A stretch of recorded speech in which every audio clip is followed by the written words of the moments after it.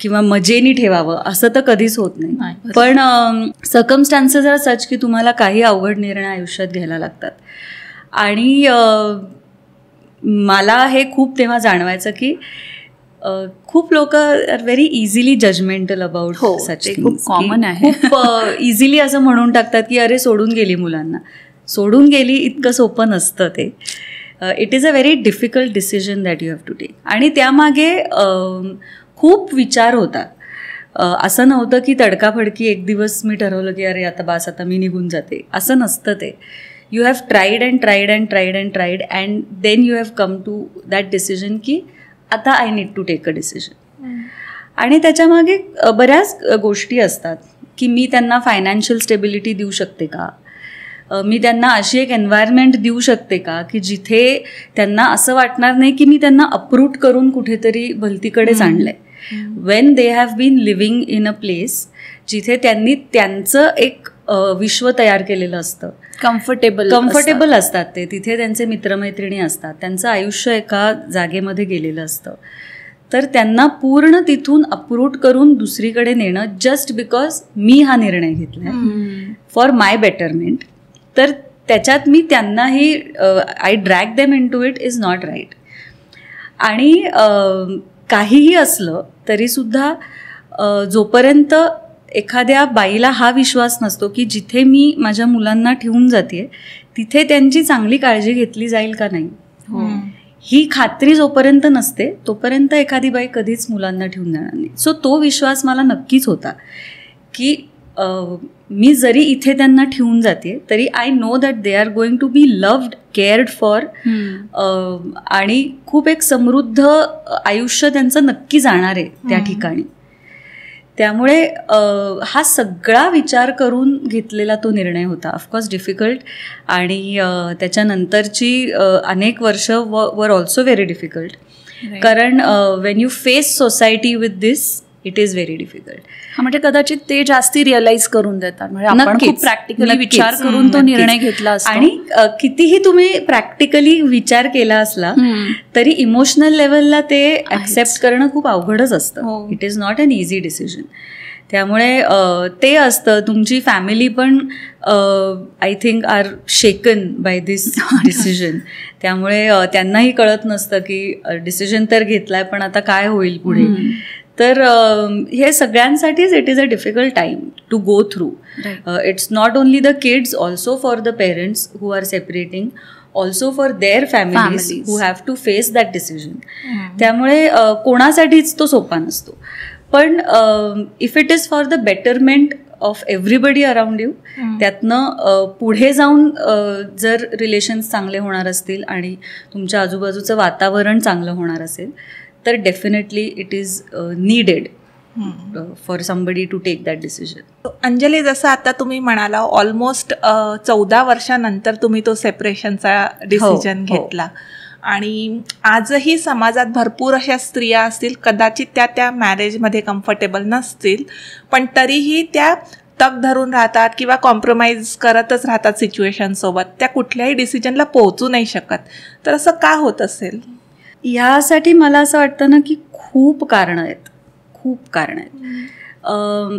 त्यातलं सगळ्यात मोठं कारण हे आहे ना की टिल माय जनरेशन किंवा माझ्या नंतरच्याही 1-2 जनरेशन्स अपब्रिंगिंगच असं आहे की बाईनी घर सांभाळायचं किंवा बाईच ते धरून ठेवू शकते, सांभाळू शकते. रोल अगदी डिसाइडेड असतात.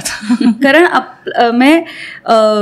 व्हेरी ग्रासरूट लेवल आपल्यामध्ये इतकं इम्बाईब्ड आहे ना, इतकं ते खोलवर मनात आपल्या ठसलेलं आहे की आपणच कधी आपण स्वतःलाच गिल्टी आरोपीच्या पिंजऱ्यात उभं करत असतो सारखं की अरे माझ्याचमुळे झालं असेल, अरे मलाच हे करायला हवं होतं, कारण आपलं अपब्रिंगिंग तसं आहे. So mostly it is about की तुम्हाला सतत भीती असते की अरे मीच हे करायला हवं होतं, माझी चूक आहे, किंवा हे अपब्रिंगिंगमध्ये असतं.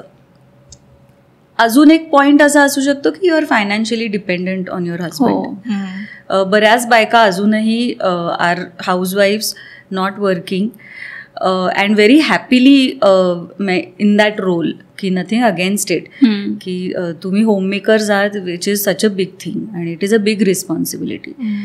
सो जर कधी असा डिसिजन घ्यायची वेळ आली तर डेफिनेटली हा पहिला ॲस्पेक्ट असतो की अरे पण मी काहीच करत नाही आहे, किंवा मी काय करू, financial issue is a major thing, किंवा मी इथनं बाहेर पडलं तर मी काय करू. सो तो एक ॲस्पेक्ट असू शकतो. किंवा जसं म्हटलं तसं ना की लोक काय म्हणतील. हो, मग माझं आयुष्य पुढे एकटीनी जर मला जगायचं आहे तर मग मला हे सतत फेस करायला लागणार की अरे ही एकटी आहे, ही सोडून आली, हिनी घर तोडलं. तर हे खूप लूजली बोलली जाणारी वाक्य आहेत आपल्याकडे की घर तोडलं खूप लूजली बोलली जातात. म्हणजे ना लोक बोलायच्या आधी हाही विचार करत नाहीत की जेव्हा एखादी बाई ह्या निर्णयापर्यंत पोचतीये तेव्हा त्याच्या मागे काहीतरी घडलेलं असतं. It is not an easy decision. आणि असंही नाही आहे की प्रत्येक वेळेला चूक समोरच्याचीच असेल. It is both veg. म्हणजे दोघांमध्येही काहीतरी प्रॉब्लेम्स असू शकतात ना. Nobody is perfect. प्रत्येक वेळेला बाई परफेक्टच असते आणि पुरुष चुकलेला असतो असंही नाही आहे. त्या सगळ्या सिच्युएशनचा एक सारासार विचार करून ह्या डिसिजनला येणं की आपण एकत्र राहून एकमेकांनाच त्रास देतोय, ह्याच्यातनं आपण कोणीच आनंदी नाही होत. ना आपण आनंदी आहोत ना आपल्या आजूबाजूची लोक आनंदी आहेत. आणि जेव्हा तुम्ही आनंदी नसता तेव्हा ऑब्व्हियसली तुमच्या मुलांवर त्याचा परिणाम होत असतो. ते जर रोज हे बघतायत की अरे आपले आईवडील एकमेकांबरोबर आनंदात नाही आहेत किंवा भांडणं होत आहेत सतत, किंवा तर ह्या सिच्युएशन्स मुलांसाठी पण चांगल्या नाही आहेत. तर ह्या सगळ्याचा विचार करून निर्णय खरं घेणं गरजेचं असतं काही काही वेळेला. पण ह्या सगळ्या गोष्टी आहेत त्याच्यात की समाजाची काय चिंता म्हणण्यापेक्षा भीती असते की आपल्यावर ब्रँडिंग होईल काहीतरी की यू आर अ डिवोर्सी, किंवा तू आता काय मुलांना सोडून आली, किंवा सिंगल मदर, किंवा ह्या सगळ्या ज्या गोष्टी आहेत ना त्या आपल्याकडे खूप वेगळ्या नजरेनीच बघितल्या जातात अजूनही. कितीही आपण आपल्याला स्वतःला असं म्हणत असू की वी आर प्रोग्रेस्ड आणि we are in a progressive society, we are not in a progressive society. आपण अजूनही त्याच विचारांमध्ये आहोत की जेव्हा घर तुटतं एखादं तेव्हा बाईचाच काहीतरी दोष असेल, किंवा बाईनीच ते घडवून आणलं असेल, किंवा असं कसं सोडून आली, तिने ऍडजस्ट करायला हवं होतं. तर हे खूप पटकन आपल्याकडे ब्रँडिंग होतं, जजमेंटल होतात लोक. तर ह्या सगळ्या गोष्टींची भीती असते कुठेतरी, त्यामुळे डिसिजन्स घेतले जात नाहीत कधी कधी. समाजाचा एक वेगळाच लेन्स असतो मग त्या बाईकडे बघण्याचा, त्यांचा एक वेगळाच दृष्टिकोन असतो. ऍब्सोल्युटली. मग नावं जोडली जातात त्याच्यात. It is unending. म्हणजे जर तुम्ही इतके स्ट्रॉंग असलात ना की तुम्हाला काहीच फरक नाही पडत आहे की काय लोक बोलतात, असं होत नाही. ऍट सम लेवल तुम्हाला त्याचा त्रास होत असतो, कारण तुम्हाला माहिती असतं की तुम्ही काय विचार करून बाहेर पडलाय. आणि मला असं नेहमी वाटतं ना की when a relationship is actually breaking, त्या दोन व्यक्ती सोडून खरं तर कोणालाच काही माहिती नसतं की काय झालंय. Actually it is just speculation. आणि की मी तुम्हाला सांगते की काय झालंय, nobody knows. So it is just speculation and you are just making random काहीतरी ॲक्युजेशन्स, आणि तुमच्या मनातल्या मनातच काहीतरी तुम्ही विचार करून त्याच्याविषयी बोलत असता. सो तुम्हाला कोणालाच काहीच माहीत नसतं की त्या दोघांमध्ये नक्की काय होतं, त्यांचे प्रॉब्लेम्स काय आहेत, त्यातनं त्यांना सोल्युशन्स काहींना मिळतातही. असं नाही आहे की प्रत्येकच लग्न तुटतं किंवा प्रत्येकच लग्न ह्या लेवलला येतं की ते you need to take a decision. Sometimes you do find solutions if both people are equally sensible आणि ready to work on it, तर definitely you can find solutions. पण जनरली आपल्याकडे या गोष्टीकडे बघण्याची दृष्टी हीच आहे की अरे काय झालं का, म्हणजे आता तुटलं का. आणि प्रत्येक जण आपापल्या लेवलनी अर्थ लावतात की का झाला असेल. अगदी त्या दोघांशिवाय कोणाला माहित नाही. Then it is just speculation.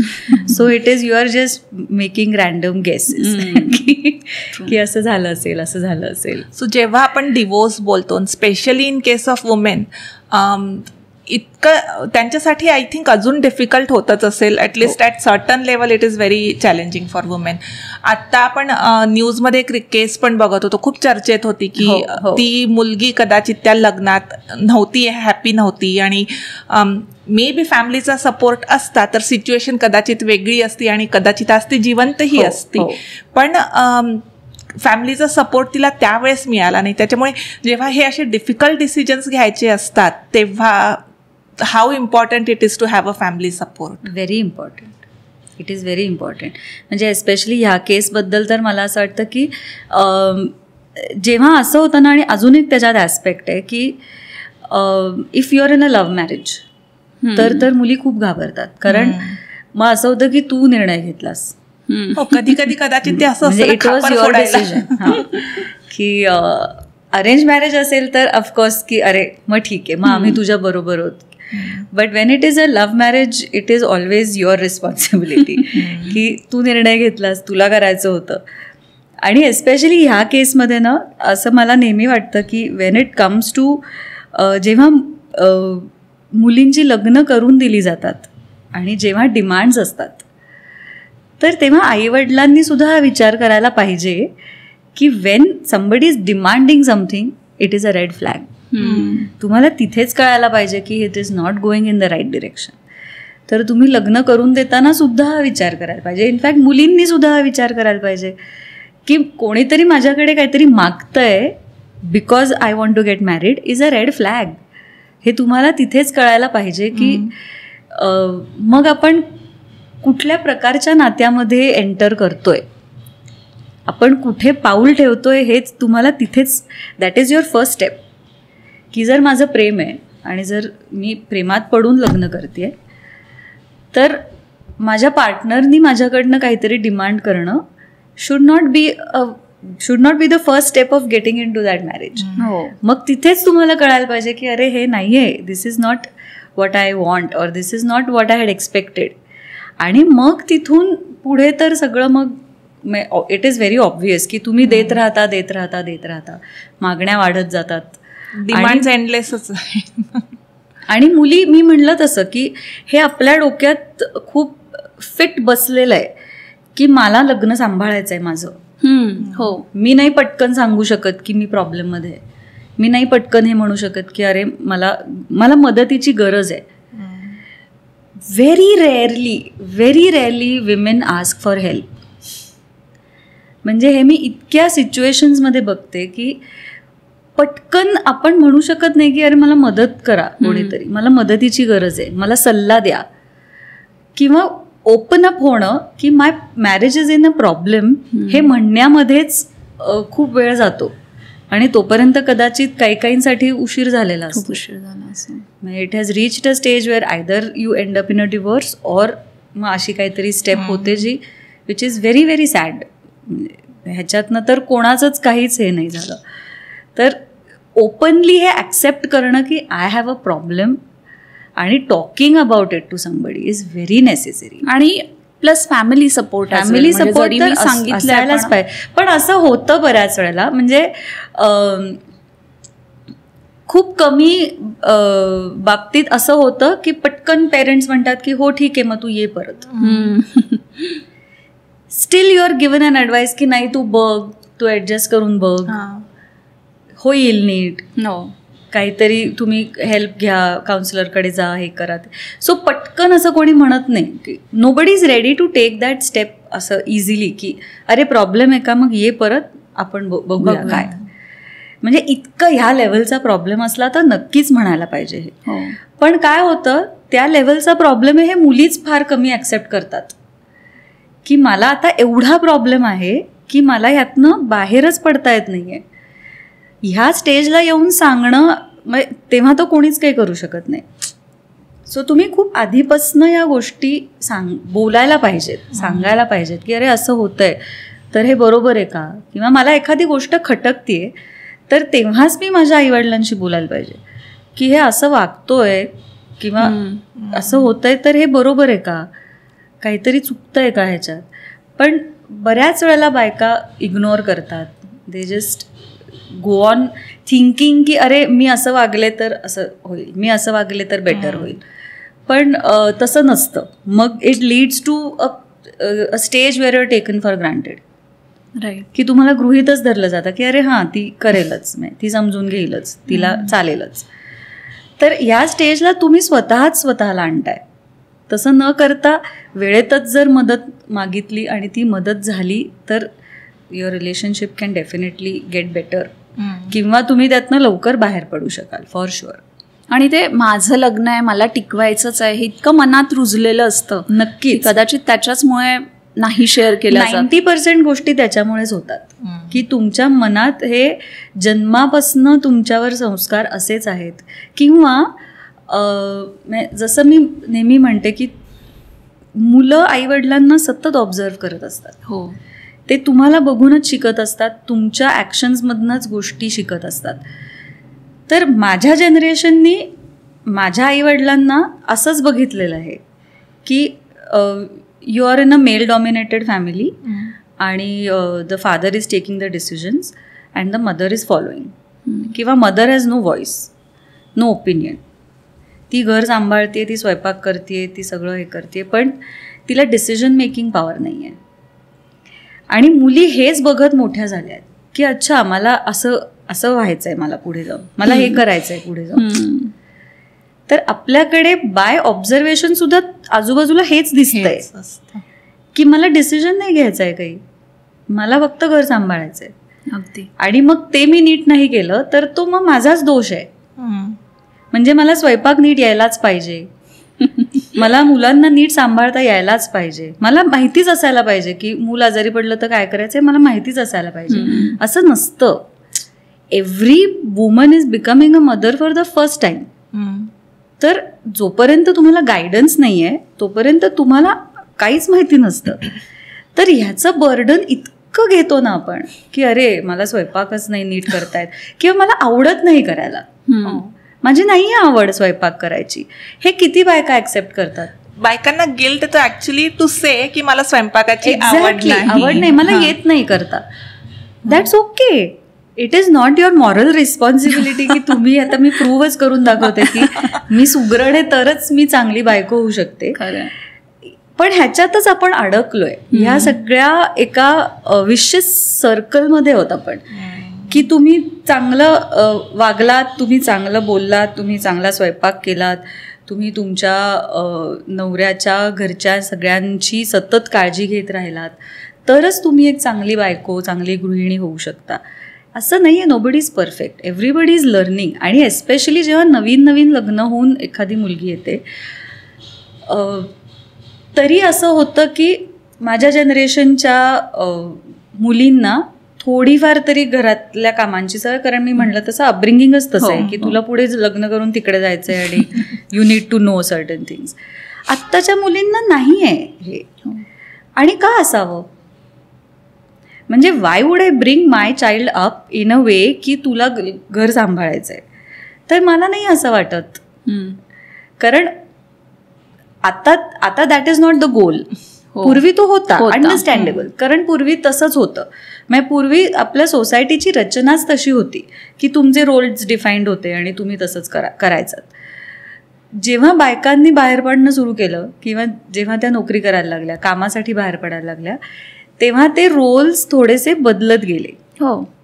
आणि मग तिथे कन्फ्युजन आलं ॲक्च्युली. मग असं झालं की पुरुषांना कळेन असं झालं की अच्छा आता हिला आपण कसे ट्रीट करायचंय किंवा हिच्याकडनं आता मी काय अपेक्षा करायच्या. कारण ती मला मदत तर करते for making my house a financially strong house hold, तिची मदत तर होतीये. पण मग माझी इक्वल आहे का ती तर माहिती नाही. मग मी तिला कसं ट्रीट करायचंय?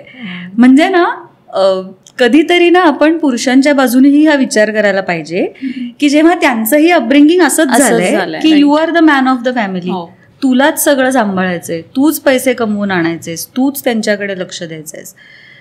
तर जेव्हा हे रोल्स बदलत गेले तेव्हा त्यांनाही कळेन असं झालंय आता की आता मी काय करायचंय नक्की. So when you talk about equality किंवा या सगळ्या गोष्टी, अजूनही ते थोडं धूसर आहे, सगळं कन्फ्युजिंग आहे की कसे ते रोल्स डिफाईन करायचे आहेत, किंवा आईवडिलांनाही अजून मुलांना कसं वाढवायचं ह्याच्याबद्दल क्लॅरिटी अजून तितकी नाही आहे, कारण खूप फास्ट सगळं बदलतं आहे आजूबाजूला. आणि त्यामुळे मी कसं वाढवू, मी माझ्या आईवडिलांनी मला जसं वाढवलं तसंच मी वाढवू का, मला आता बदलायला पाहिजे, माझं पेरेंटिंग मला बदलायला पाहिजे. तर ह्या गोष्टींमध्ये थोडं अजून वी आर स्टील. सो सध्या तीच स्टेज सुरू आहे राईट नाव. थोडं जरा त्याच्यात ट्रान्झिशन फेज आहे, बदलतंय नक्कीच, पण it is very slow and it will take time. आणि बदलतंय ते सुद्धा ना शहरी भागांमध्ये बदलतंय, किंवा जिथे सो कॉल्ड एज्युकेटेड क्लास आपण ज्यांना म्हणतो त्या घरांमध्ये बदलतंय. पण अजून तुम्ही गावाकडे गेलात तर परिस्थिती फार बदललेली नाहीये. तिथे अजूनही बऱ्यापैकी तशाच गोष्टी होतात, त्याच पद्धतीने चालतात. तर ते थोडं बदलणं अजून गरजेचं आहे नक्कीच.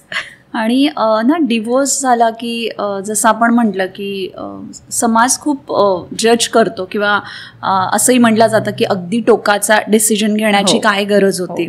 आणि आपण एक हिंदी चित्रपट होता थप्पड नावाचा, त्याच्यातही तेच दाखवण्यात आलं की one slap is not a big deal. किंवा आत्ता जी केस आपण बोलतो आहे, जी चर्चेत आहे, त्याच्यातही एक त्याच्यातनं स्टेटमेंट आलं होतं की नवऱ्यानी एखाद दिवशी जर मारहाण केली तर that doesn't come under domestic violence. काय वाटतं तुम्हाला याविषयी? I think domestic violence is not only physical, it is also mental. हो, म्हणजे तुम्हाला फक्त कोणी हात तुम्हाला लावतंय किंवा that is not only domestic abuse. Domestic abuse is a lot of things that are happening in your life. म्हणजे ना मला असं नेहमी वाटतं की जिथे म्हणजे आता हेच आहे की तुम्हाला हेच शिकवलं गेलं आहे की तुम्ही कॉम्प्रोमाइज करा किंवा तुम्ही समजून घ्या.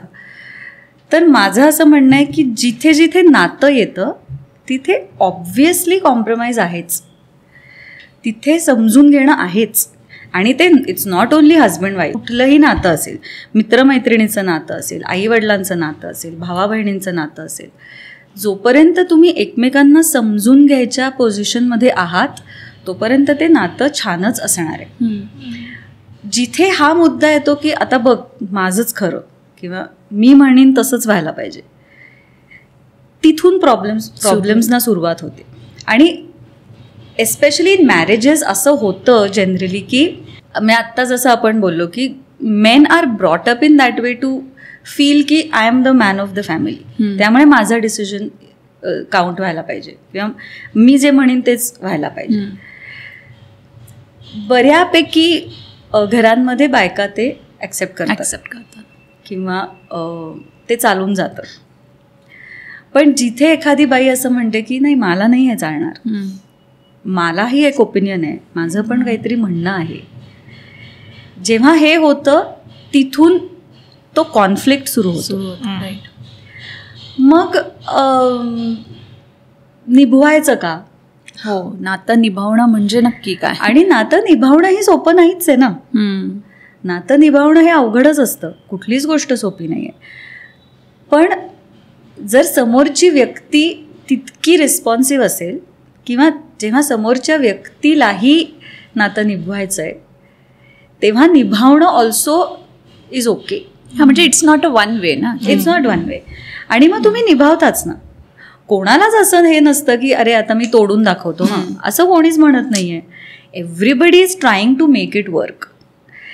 पण जेव्हा तुम्ही अशा एका पॉईंटला येता की जिथे तुम्हाला असं कळतंय की आपण दोघंही खूप वेगवेगळ्या दिशांना आहोत किंवा खूप वेगळ्या दिशेने जाण्याचा प्रयत्न करतोय, आपले विचार विरुद्ध दिशेला आहेत, तरीही केवळ लोक काय म्हणतील किंवा मला हे टिकवायचंच आहे, मला निभवायलाच पाहिजे म्हणून एकत्र राहणं, हे मला असं वाटतं की it's not a good relationship to be in. मग ते टॉक्सिक होत जातं. हो, आणि मग त्यातनं तुम्ही पण त्याचा परिणाम तुमच्यावरही होतच असतो ना. तुम्ही पण आतल्यात तुमची पर्सनॅलिटी बदलते, तुम्ही चिडचिड जास्त करायला लागता, तुमचा समाजावर राग असतो की अरे ह्यांच्यामुळे मला राहायला लागतंय, नाहीतर मी केव्हाच बाहेर पडले असते. तर ह्या सगळ्या गोष्टी त्याच्यात येतात आणि abuse happens from very small levels to very big level. असं होतं ना बऱ्याच, आणि इट इज बोथ वेज. मी असं म्हणत नाही की फक्त पुरुषाकडनं ते होतं, बायकाही अशा मी खूप बघितल्यात की खूप आपण इझिली असं आता बसलोय तर बोलण्या बोलण्यात मी चेष्टा केली, ती चेष्टा खूप जिव्हारी लागू शकते माझ्या. जसं आपण आता चित्रपटांचंच हे झालं तर इंग्लिशमध्ये जसं तो एक सीन आहे की तो म्हणतो की अरे इसका जन्म ही हुआ है लड्डू बनाने के लिए. हो, so you are making fun of each other, but तुम्ही कोणाची तरी डिग्निटी चॅलेंज करताय किंवा you are degrading somebody in some way. तर इतक्या छोट्या गोष्टीपासनं ते मारहाणीपर्यंत everything can be mental physical abuse. आणि आता ते प्रत्येक इंडिव्हिज्युअलवर आहे की मला तो सहन करायचा आहे का मला आवाज उठवायचा आहे. If I want to say no to it, का माझं इतकं प्रेम आहे किंवा मला इतकं ते रिलेशनशिप जपायचं आहे, निभवायचं आहे की मी काही बोलणार नाही. आणि जेव्हा अशा ह्याच्यात आपण राहत जातो पण त्याचा आतून त्रास होतो, तेव्हा एक दिवस त्याचा स्फोट होतो. मग either you kill yourself और you get out of that relationship in a bad way. मग ते असं होत नाही की तुम्ही दोघंही बसून विचार करून एक निर्णय घेतला की लेट अस सेपरेट. पण जेव्हा आपण ते आतल्यात सहन करत जातो तेव्हा you come to a point जेव्हा स्फोट होतो त्याचा. So think very seriously about this. आणि म्हणजे ना रिलेशनशिपमध्ये वाहवत जाऊ नका, सजग राहा. काय चाललंय आपल्या आजूबाजूला, आपण कुठल्या प्रकारच्या वातावरणात आहोत. असं नाहीये की चॅलेंज करा प्रत्येक गोष्ट, अरे असं कसं बोललास तू, असं अरे असं कसं, असं नाहीये ते. पण यू नीड टू डिस्टिंग्विश की मला रिस्पेक्ट नक्की मिळतोय का हे वेगळीकडे चाललंय कुठेतरी. तुमचा रिस्पेक्ट हा राहिलाच पाहिजे प्रत्येक नात्यामध्ये. आणि परत it is not only in a husband wife relationship, it is everywhere. Made be your work space, तुम्ही फ्रेंडशिपपासनं ते कुठलंही नातं असो, एकमेकांचा रिस्पेक्ट राहायलाच पाहिजे. आणि मग तुम्ही करा ना कॉम्प्रोमाइज, कोण नाही करत, कॉम्प्रोमाइज करायलाच पाहिजे. कारण कॉम्प्रोमाइज शिवाय तुम्ही हार्मनी किंवा एक बॅलन्स्ड रिलेशनशिपमध्ये असूच शकत नाही. सतत माझंच खरं असं आपण म्हणत राहिलो तर इट डझंट वर्क. त्यामुळे तडजोडी, समजून घेणं, थोड्या गोष्टी सोडून देणं, ह्या गोष्टी नात्यामध्ये असतातच, असायलाच हव्यात. तरच ते नातं पुढे जाऊ शकतं किंवा जसं म्हणलं टिकू शकतं, त्याला आपण चांगलं वाढवू शकतो. पण हेकेखोरपणे आणि हट्टीपणाने नात्यात आपण असलो तर नाही होत. हा, म्हणजे तेच रिस्पेक्ट आणि हे सगळं दोन्ही साईडनी असायला पाहिजे, कॉम्प्रोमाइज पण दोन्ही साईडनी असायला पाहिजे. आणि मला असं वाटतं की ऍक्सेप्टन्स पाहिजे, की मी जसं म्हणलं मगाशी मला प्रॉब्लेम आहे, हा ऍक्सेप्टन्स पाहिजे की अरे आपल्या नात्यातनं प्रॉब्लेम आहे काहीतरी, हे वर्क नाही होते, तर आपण बोलायला पाहिजे याविषयी. एकमेकांशी बोलणं, एकमेकांशी कम्युनिकेशन असणं हे पण फार गरजेचं आहे. कारण विदाउट कम्युनिकेशन तुम्हाला कळणारच नाही की तुम्ही कुठल्या प्रकारच्या नात्यात आहात. आणि मग एकच व्यक्ती ते सगळं ऍडजस्ट करत राहते and then it comes to a point where you need to, आणि सायलेंटली इमोशनली डिस्टंट तुम्ही होतच जाता. आणि मग असं होतं की तुम्हाला डिसिजन घ्यायची वेळ येते. पण जर तुमच्यामध्ये आधीपासूनच खूप चांगलं कम्युनिकेशन असेल तर मला असं वाटतं की even the decision of separating becomes easy.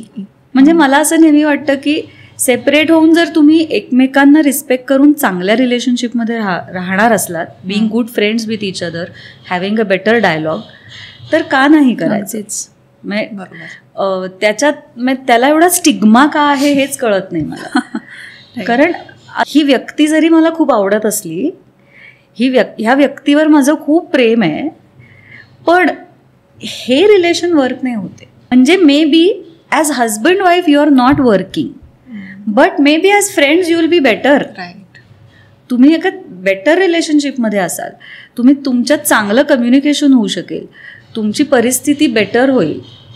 पण इट ऑल डिपेंड्स की तुमच्यात किती चांगलं कम्युनिकेशन आहे, तुम्ही किती एकमेकांशी बोलू शकताय, समजून घेऊ शकताय, ॲक्सेप्ट करू शकताय की अरे ठीक आहे, दिस इज ओके.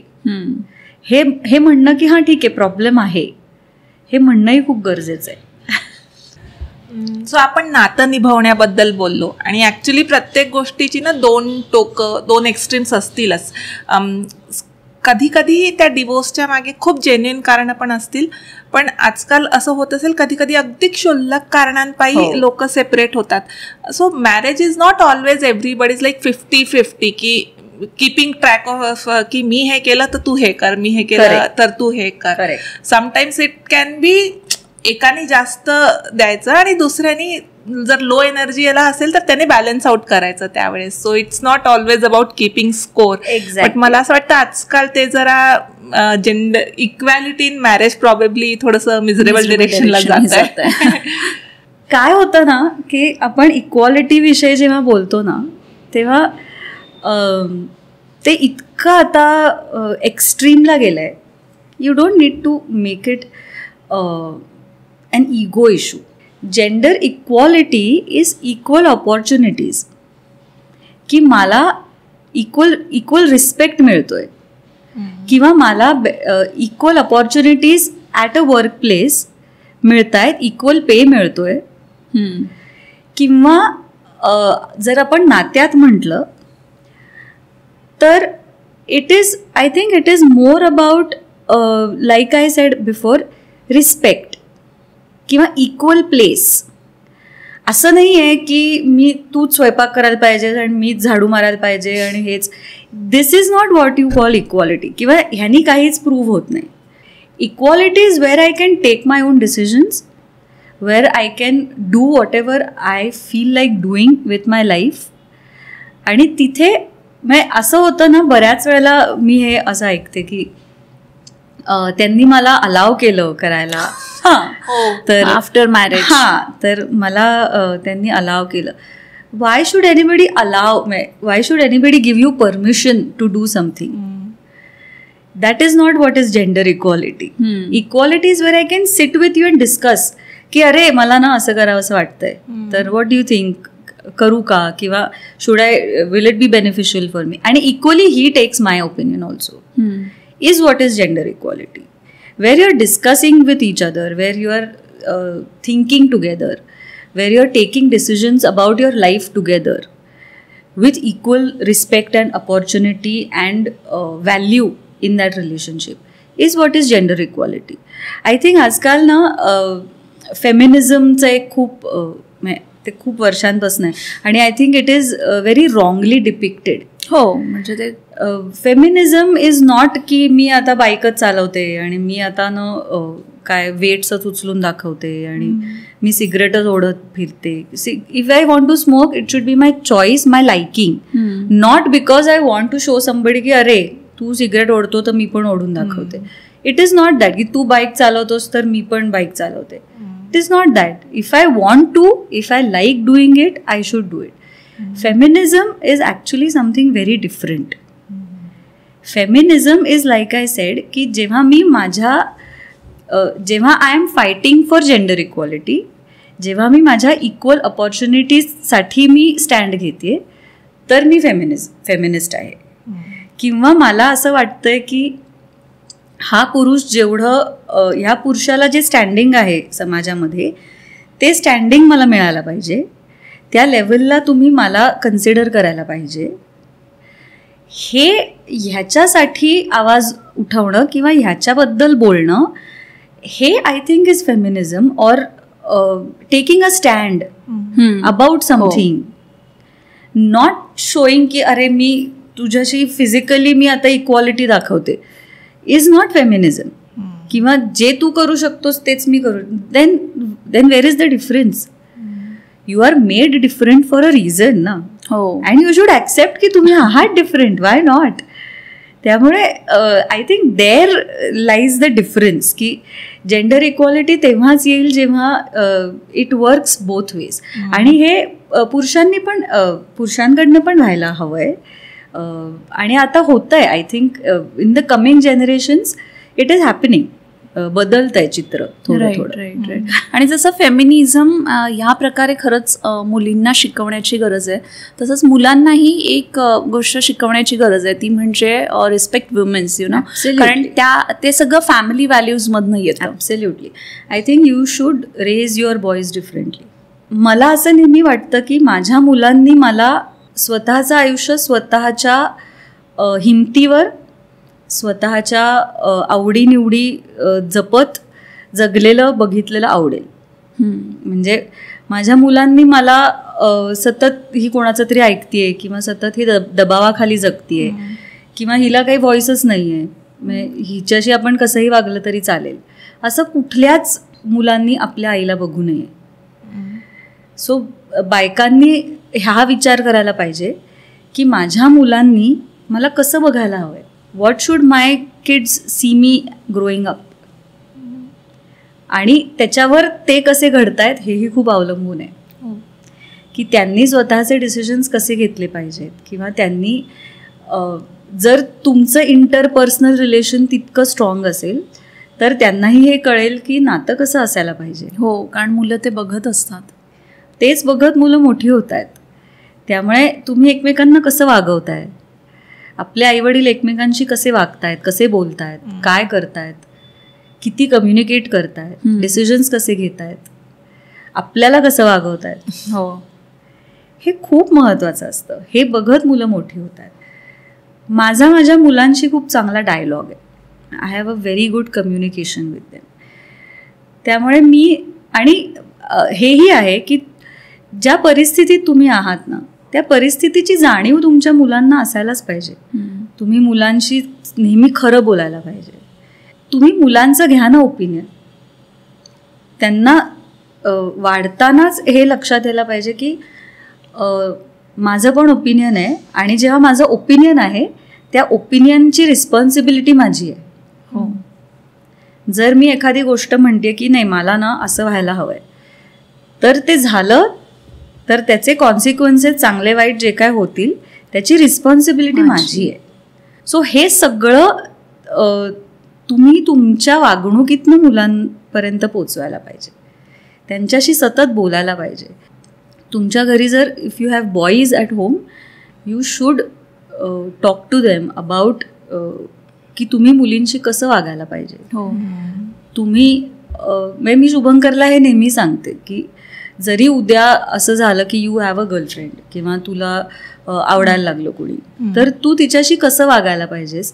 तर तुला काय वाटतं की अनन्याचा जर उद्या मित्र असला तर त्या मित्राने अनन्याशी कसं वागायला पाहिजे, त्यांनी तिला कसं ट्रीट करायला पाहिजे, त्यांनी तिला किती रिस्पेक्ट द्यायला पाहिजे, तिच्याशी कसं बोलायला पाहिजे. ह्या सगळ्याचा तू विचार केलाच असशील ना की आपल्या बहिणीशी कसं वागायला पाहिजे. तसंच तू तुझ्या मैत्रिणीशी वागायला पाहिजेस. You should respect, take opinions, always ask की if it is going in the right direction, आवडतं आहे का, नाही आवडत आहे का.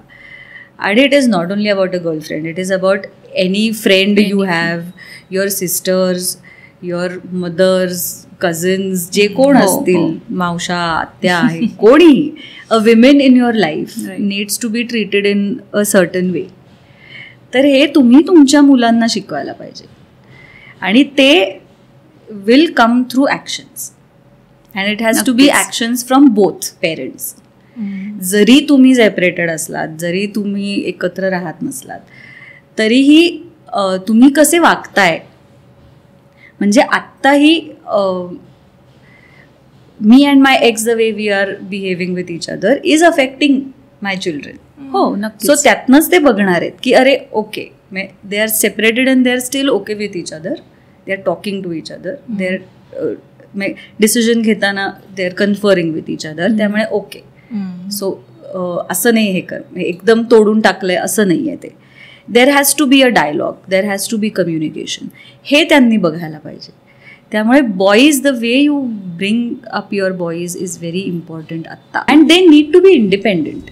म्हणजे असं होतं ना आत्तापर्यंत की लग्नाचा क्रायटेरिया काय आहे बाबा मुलाच्या, तर त्याला सांभाळणारी कोणीतरी यावी, त्याला that is not the criteria. Of getting married. तर आता तुम्ही तुमच्या मुलांना इतकं इंडिपेंडेंट करायला पाहिजे की तुम्ही नात्यात कशासाठी जाताय, तुम्हाला रिलेशनशिप कशासाठी पाहिजे, ह्याचे विचारच आता बदलत आहेत किंवा ह्याचे क्रायटेरिया आणि बदलायला हवेत.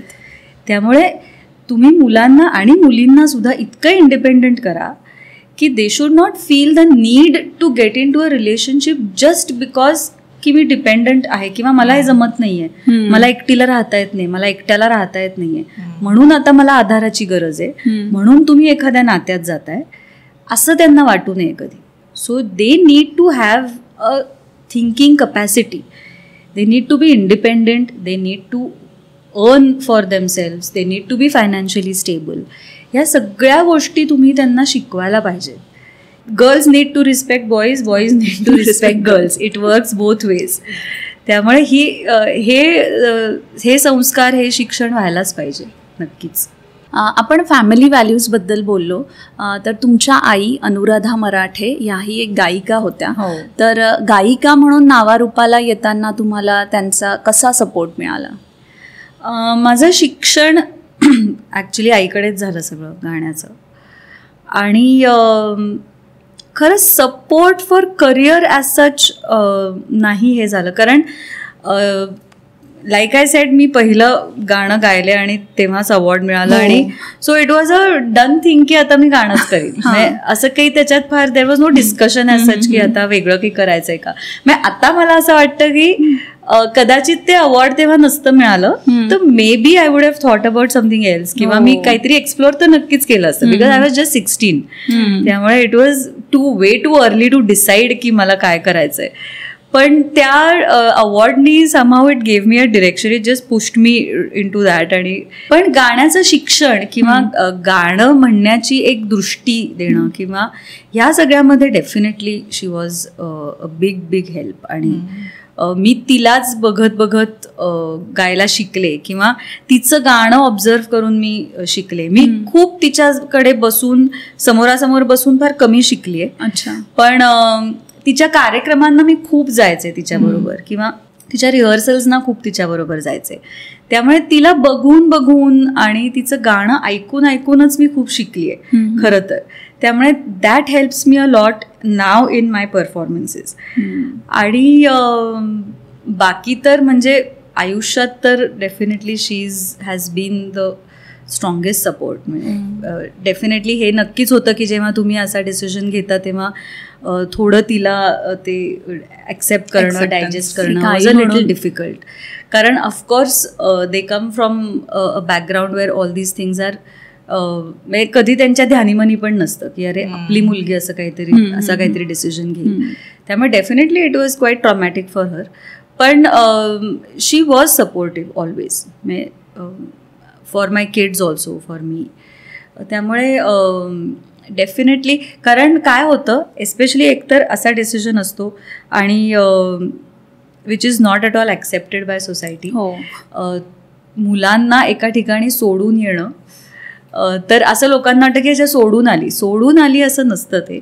I have been very much a part of my kids lives throughout all these years that we have been separated.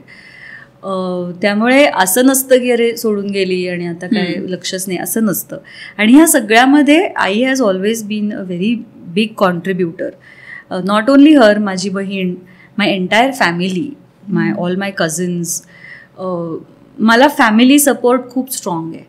आणि आमची family as a family both sides, म्हणजे माझ्या आईचे सगळे नातेवाईक पण आणि वडिलांचे सगळे नातेवाईक पण, we are very very close. We are a very close knit, काय म्हणूया, युनिट टुगेदर. त्यामुळे they have been the biggest support for me always. आणि they are still a very big support and a very big deciding factor in my life. त्यामुळे मला असं वाटतं आईचे संस्कार तर आहेच आहेत, पण माझ्या family has been very very, माझा they are my backbone in a way, की they are always there for me whenever I need them and for my kids also. Anjali, जेव्हा तुम्ही या सिंगिंगच्या क्षेत्रात पदार्पण केलं तेव्हाचा काळ आणि आत्ताची परिस्थिती याच्यात बराच अंतर असेल, तर आत्ताच्या काळातले जे पण ॲस्पायरिंग सिंगर्स असतील त्यांना तुम्ही काय सजेशन द्याल? हो, फरक तर खूपच आहे. म्हणजे it is a vast difference. आमच्या वेळी असं मला वाटतं थोडं सोपं होतं, कारण we did not have social media. म्हणजे त्यामुळे ना quality was the deciding factor, की तुम्हाला खरंच गाता येतंय का, तुम्ही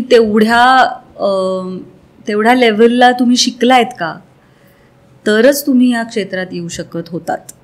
पण आता असं झालंय ना की ॲव्हेन्यूज खूप वाढलेत, एक्सपोजर खूप वाढलंय. सोशल मीडियामुळे सगळ्यांनाच एक प्लॅटफॉर्म ओपन आहे. तेव्हा असं असायचं की माझ्या मेहनतीवर मला एखादी गोष्ट मिळते. आता तसं नाही आहे. आता मी काहीच मेहनत न करता मला असं वाटत असेल की मी गाऊ शकते, तर मी एक व्हिडिओ पोस्ट केला, तो व्हायरल झाला, and I become a singer. तर असं पूर्वी नव्हतं. तर this is actually this works a little negatively for people who are really want to do some quality work. कारण मग ते हरवून जातं ह्या सगळ्या गर्दीत ना, ते कुठेतरी हरवून जातं. कारण आता सध्या काय वर्क होईल ह्याला तुम्ही काही प्रेडिक्शनच नाही करू शकत. म्हणजे काय वर्क होतंय आणि काय वर्क होत नाहीये आणि ते का वर्क होत नाहीये ह्याला काही उत्तरच नाही आहेत सध्याच्या काळात. मग इथे गुलाबी साडी पण वर्क होतंय आणि इथे अजून काहीतरी खूप रेहमान पण वर्क होतोय. इथे अगदी खेड्यापाड्यातलं कोणीतरी एक काहीतरी डान्सचे व्हिडिओज करतायत आणि ते पण वर्क होत आहेत. किंवा एक रियालिटी शोमध्ये खरंच मेहनत करून आलेली व्यक्ती पण वर्क होतीये. So everything is working and some things which really need to work are not working. So त्याला काही म्हणजे यू रिअली डोंट हॅव की हे का होतंय काय होतंय. Only thing that what you can do right now की तुम्ही शिक्षण घ्या. तुम्हाला खरंच गाणं सिरियसली करायचं असेल तर शिका, व्यवस्थित शिका. मोठ्या मोठ्या लोकांच्या परफॉर्मन्सेस बघून त्यांचे किंवा त्यांचं ऐकून त्यातनं काही काय शिकता येतंय ते बघा, त्यांचे एक्सपिरियन्सेस काय आहेत ते बघा. आणि ऑफकोर्स ना आता खरं तर कुठल्याही क्षेत्रात तुम्ही बघितलं तर there is a lot of competition. म्हणजे खूपच आता वाढलंय ते सगळं. त्यामुळे एकतर तुमची मेहनत आणि तुमचं नशीब, कितीही तुम्ही म्हटलंत ना तरी your luck plays a very important role. कितीही तुम्ही मेहनत केली, तुमची तयारी कितीही असली तरी थोडी नशिबाची साथ त्याला गरजेचीच असते. त्यामुळे keep at it.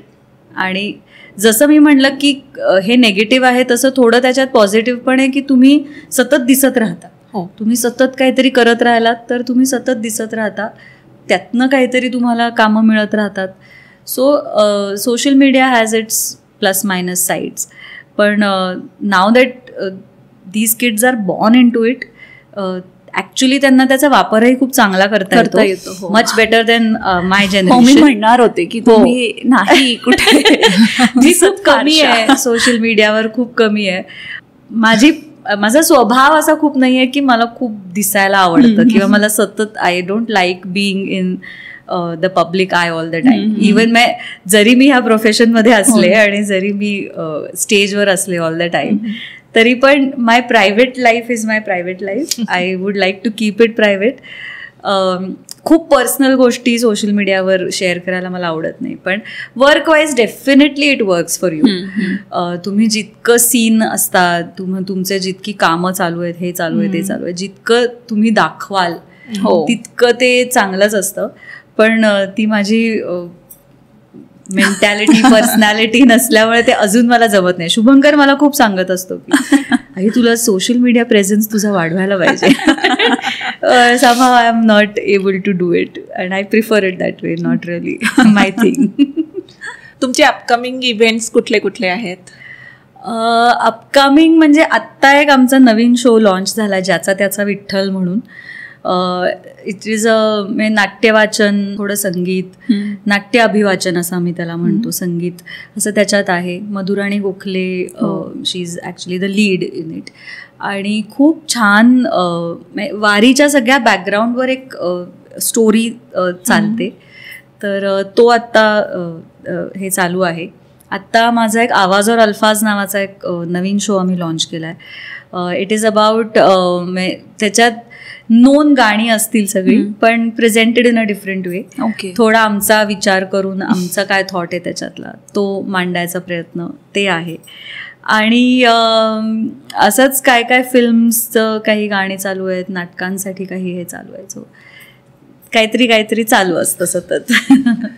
All the best for all those your projects. Thank you so much. Thank you so much. Thank you. आज अंजलीने एक अतिशय महत्त्वाचा मुद्दा मांडला आहे.